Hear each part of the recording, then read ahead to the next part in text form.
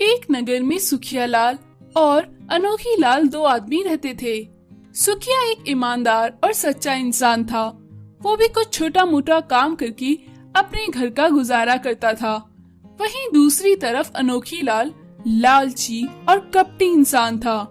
अनोखी लाल लोगों को ठगता था, बेवकूफ बनाता था और उनसे रुपये ऐंठता था। लोगों को ठगकर और धोखाधड़ी करके उसने अपने लिए एक बड़ा घर और गाड़ी और बहुत से सामान जोड़ रखा था। अपनी बेटी की शादी भी उसने बड़े धूमधाम से करी थी। वहीं दूसरी तरफ सुखिया लाल के पास इतना पैसा ना था। वो अपनी बेटी की शादी में ज्यादा पैसा खर्च नहीं कर सकता था। एक दिन अमित पंडित सुखिया के घर आए और बोले, अरे सुखिया, तेरी बिटिया के लिए एक रिश्ता लाया हूँ। लड़का बहुत ही नेक है, विदेश में नौकरी करता है। ब्याह के बाद लड़की को भी अपने साथ ले जाएगा। लड़का तो दहेज नहीं चाहता, पर उसके घर वाले चाहते हैं 10 लाख का दहेज लगेगा और धूमधाम से ब्याह करवाना होगा। तू करा लेगा इतना तो मैं बात चलाऊं आगे। सुखिया लाल कहता है, कहाँ पंडित जी, मैं तो बहुत करीब हूँ, कुछ समय दो, सोच कर बताता हूँ। पंडित वहाँ से चला जाता है। सुखिया लाल परेशान होकर जंगल की तरफ जाता है। क्या करूँ, बेटी का ब्याह कराना है, इतना पैसा कहाँ से लाऊं? ये सारे लोग दहेज मांगते हैं इतना। ये लड़का तो अच्छा है, पर क्या करूँ, मेरे पास इतना पैसा नहीं है। हर कोई दहेज मांगता ही रहता है। ऐसा सोचते हुए वो जंगल से जा रहा था। तभी रास्ते में एक पेड़ बोला, क्यों सुखिया, कैसे हो? हैरान हो गए? एक पेड़ को बोलते हुए देख। मैं जंगल के सभी पेड़ों का राजा हूँ। मैं एक जादुई पेड़ हूँ। इस नदी से एक घड़ा पानी निकालकर मेरी जड़ों में डालो, मैं पैसे देता हूँ। वो पैसे तुम्हारी मुसीबत दूर करेंगे। लेकिन याद रखना, एक दिन में बस एक घड़ा पानी ही डालना है। ज्यादा लालच में ज्यादा पानी डालोगे तो मैं मर जाऊंगा। पेड़ की बातें सुन सुखिया ने नदी से घड़ा भर के पेड़ को पानी डाला। पेड़ में खूब सारे पैसे आए। सुखिया ने कुछ पैसे तोड़े और फिर जाने लगा। तभी पेड़ बोला, अरे सुखिया, सारे पैसे तोड़ लो, वरना ये भी गायब हो जाएंगे। सुखिया बोला, नहीं नहीं, मुझे अब नहीं चाहिए। मुझे जितना चाहिए था मैंने उतना ले लिया है। तुम्हारा बहुत बहुत धन्यवाद। इसी तरह मेरे जैसों की मदद करते रहना।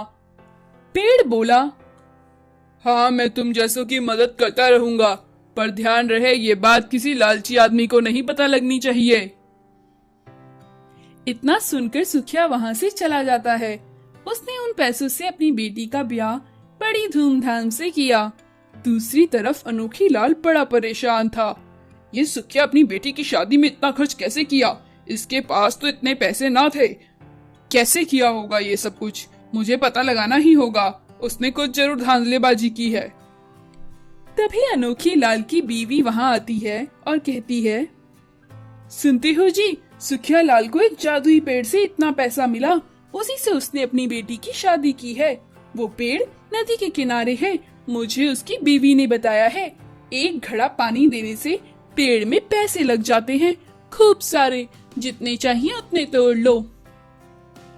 शाम को सुखिया ने गांव के सभी लोगों के सामने उस पेड़ के बारे में सबको बताया और बोला, याद रहे, ज्यादा पानी नहीं देना है, बस एक घड़ा एक दिन में, वरना वो पेड़ नष्ट हो जाएगा।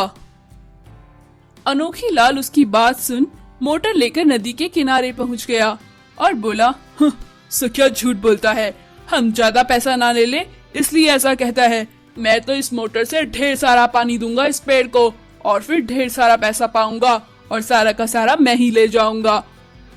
ऐसा कहकर वो पंप से पेड़ को पानी देना शुरू करता है। पेड़ ज्यादा पानी मिलते ही कुछ ही देर में काला पड़ जाता है और मर जाता है। तभी सुखिया गांव के दूसरे लोगों के साथ उस जगह पर आता है और कहता है, ये क्या किया अनोखी लाल तूने? इस जादुई पेड़ ने मेरी मदद करी। ये हम सबकी जरूरतें पड़ने पर मदद कर सकता था, पर तेरे लालच की वजह से ये मर गया। मैंने पहले ही कहा था कि इसे पानी ज्यादा नहीं देना है। मैंने सोचा मेरी तरह इस गांव में हर व्यक्ति की मदद होगी, लेकिन मैं गलत था।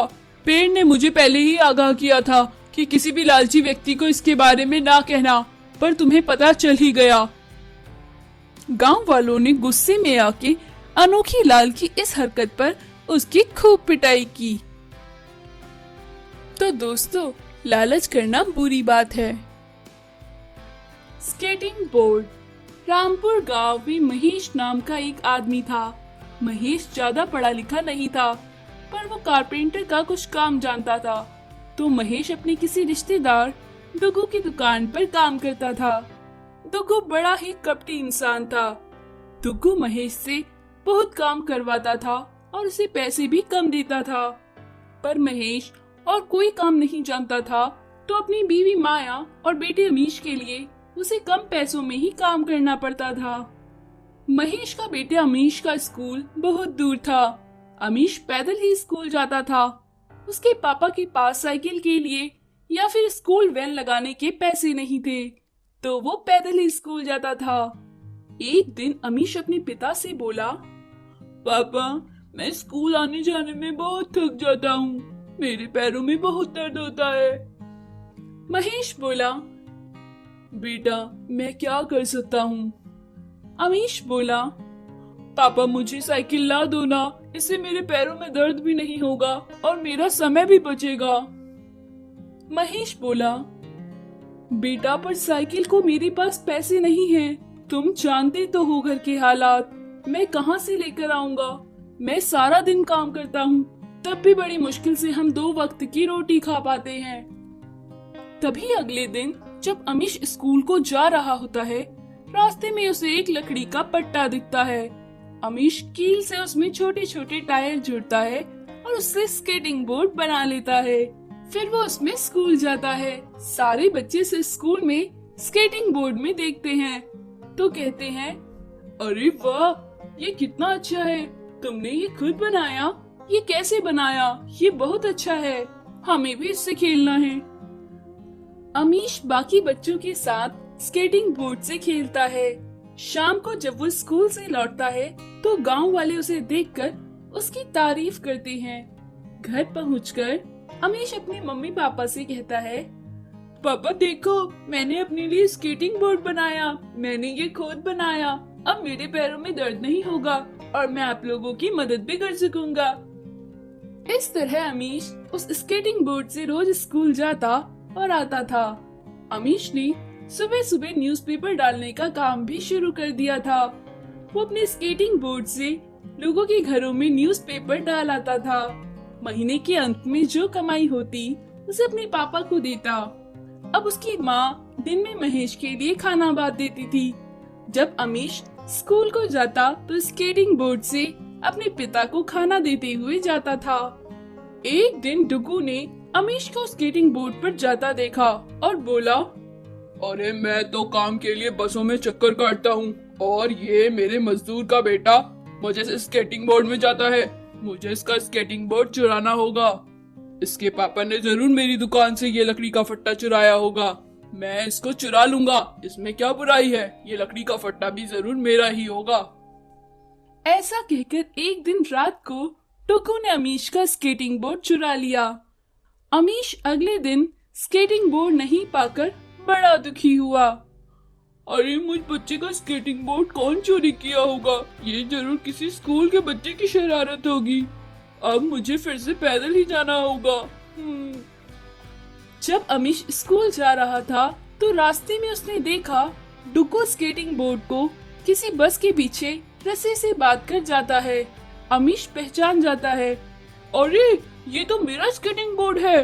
तो मेरा स्केटिंग बोर्ड इसने चुराया। मुझे तो लगा ये किसी बच्चे की शरारत होगी, पर चोर तो डुगू अंकल निकले। इनको जरा भी शर्म नहीं, किसी बच्चे की चीज चोरी करते हैं। मैं इन्हें अभी मजा चखाता हूँ। अगले दिन अमीश ने डुगू जिस रस्सी को बस से बांधता था उसको काट कर और दोबारा फेविकोल से चिपका दिया। जब डुगू स्केटिंग बोर्ड को बस के पीछे बांधकर जाने लगा तो बस की रफ्तार जैसे ही तेज हुई, रस्सी टूट गई और डुगू का बैलेंस बिगड़ता हुआ वो एक पेड़ से टकराता हुआ गिर गया और बेहोश हो गया। लोग उसे अस्पताल ले गए और अमीश अपना स्केटिंग बोर्ड घर ले आया और फिर से खुशी खुशी अपने स्केटिंग बोर्ड के साथ अपने काम करने लगा।